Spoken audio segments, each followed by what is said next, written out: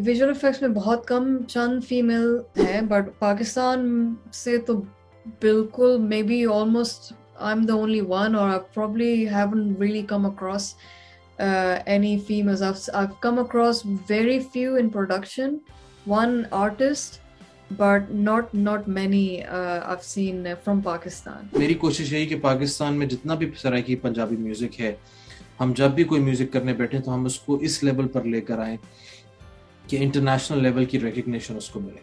तो मैंने स्टार्ट किया था when I was 19, after my A levels मैंने कोर्स किया था लंदन में विजुअल इफेक्ट्स का। वो भी मेरे भाई ने मुझे सजेस्ट किया कि क्योंकि मुझे बहुत शौक था आर्ट एंड डिज़ाइन और टेक्नोलॉजी का, शुरू से ही एनिम फीचर्स का और साई-फाई फिल्म्स देखने का, फिल्म मेकिंग प्रोसेस में मैं हमेशा से इंटरेस्टेड थी। फिर मैंने बहुत रिसर्च करने के बाद यहाँ बहुत is one of the best schools in based in London called escape Studios, वहाँ मैंने अप्लाई किया तो मुझे एक्सेप्ट किया गया।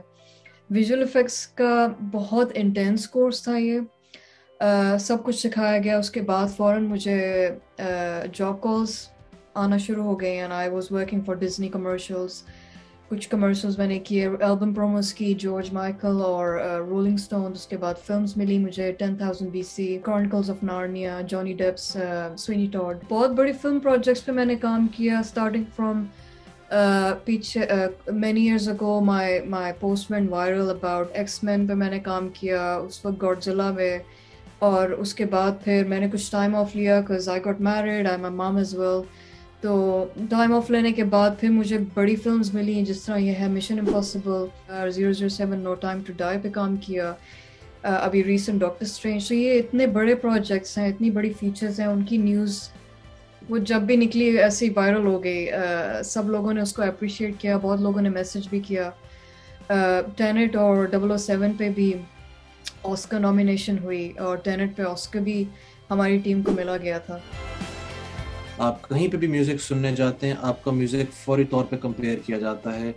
अगर आपका म्यूज़िक मियाँ वाली में हुआ है, वो फौरी तौर पे कंपेयर किया जाएगा LA में, और LA का फौरी तौर पे कंपेयर किया जाएगा मुंबई से। तो आपकी अब ये इम्पेरेटिव है, बहुत ज़रूरी है कि आपकी audio quality up to the mark हो, अप टू द स्क्रैच हो।